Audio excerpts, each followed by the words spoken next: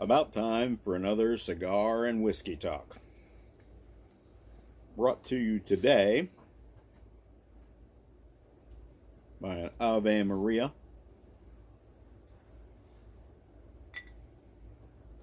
and some TX Bourbon.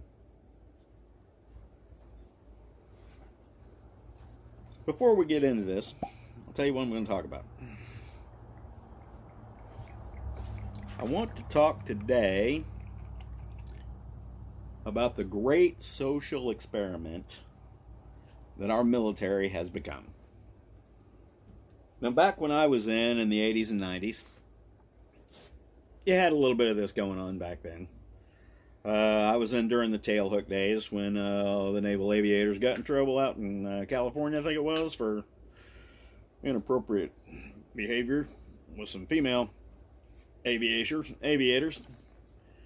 And of course, that was the beginning of the knee-jerk reactions back then. It was one of those guys over there were bad, so everybody's got to be retrained.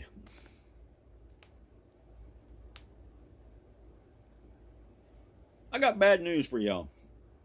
And I'm talking about the ones who think the military needs to be made kinder and gentler. The job of the military is not to be kind and gentle. Like we always used to say when I was in, the job of the military is to kill people and break things.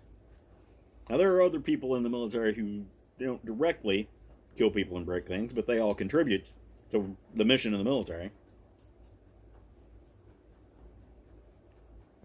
And it's just getting worse and worse and worse nowadays. We got all this stuff going on with Afghanistan and the plandemic. And yeah, I said plandemic.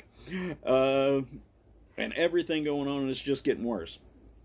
I've talked to a bunch of military folks, and basically, it's a sad, sad thing. You got a whole bunch of folks that are being threatened with being kicked out of the military because they're not buying into the whole plandemic thing.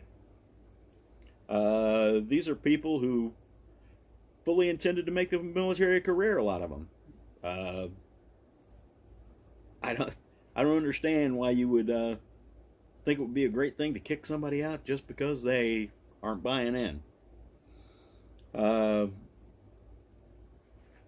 There's a such thing as orders and lawful orders, and our current commander-in-chief is leaning way past the lawful order kind of thing, I'm thinking.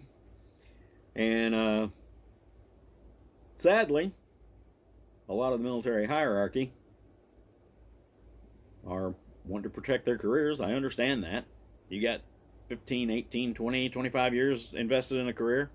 You're getting to that point where you want to get out and retire. Yeah, a lot of them are going to go along with the flow instead of,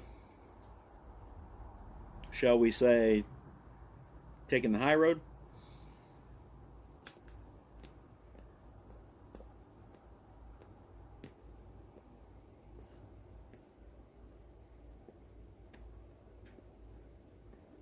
The military is the one place that should be free of all this social nonsense.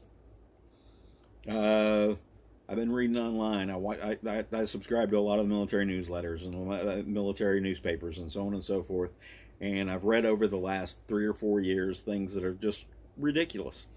Everybody has to be retrained because of the BLM and Antifa movement. Okay, so we started that with a cop in Minnesota was bad. I think it was Minnesota. Was it Minnesota? Was bad. So we have to punish all the cops all across the United States, and we have to retrain the entire military because those guys are military, and gals. They must be bad too. I'm drinking this out of a shot glass that Warfighter Tobacco sent me. I'm not doing shots. I'm just going to sip. But I wanted to show you that. But anyhow,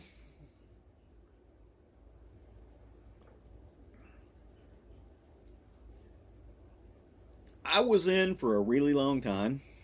I didn't do 20 years. I retired under the Terra program, which was Uncle Bill getting rid of certain folks early. And I qualified for that in my 15th year of active duty. And I actually retired with 16 and change for pay, and the only difference between my retirement and a full 20-year retirement was basically my percentage for retirement was lower, and I got it a few years early.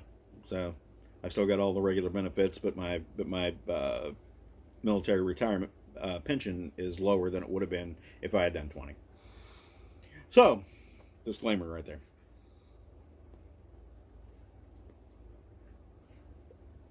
I see my battery's getting low.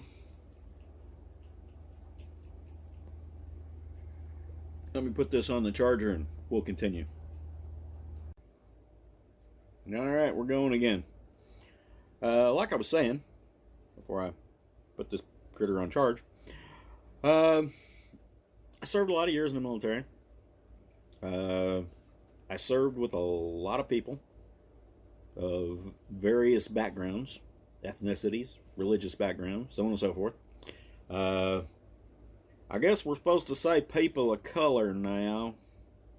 Although, I think everybody's a person of color. I thought, isn't everything a color? I was curious. And I'll be honest with you. The military is actually better off than most of society. The military didn't tolerate a lot of stuff. Like if you were a hardcore racist jerk, there were a few, just like every other walk of life. Those people got their asses handed to them. Said ass on video. Anyway, that stuff wasn't really tolerated. I was in the days where females didn't go to combat units. In fact, after I left what's considered a combat unit support, it wasn't until after I left that they started putting ladies in the battalions. But I served with a few at different places, public works and things like that, other duty stations, and really, everybody in the military, they really don't have a problem with you as long as you do your job. So none of that stuff really exists in the military, other than military folks giving each other a hard time. I've got bad news for you. If you get your feelings hurt easily, especially when I was in, the military was someplace that was not for you. Because we ragged each other hard, rode each other like a bunch of racehorses. I mean, figuratively. And just gave each other a hard time. And the guy you were giving it to, or the guy you were giving a hard time to, they gave it right back to you. And it was all camaraderie and all in good fun. We didn't get our feelings hurt about it. So if you really want the military to be a social experiment, you need to have the rest of society modeled after what the military was, at least when I was in, because it was a bunch of people doing their jobs and getting things done and not getting their feelings hurt all the time. It's a bad thing.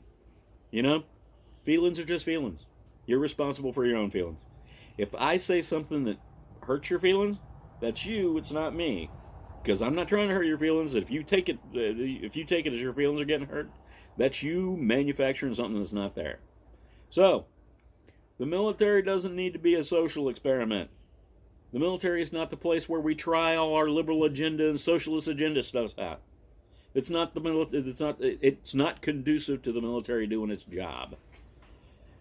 So, with all that being said, to all of you out there serving, thanks for your service.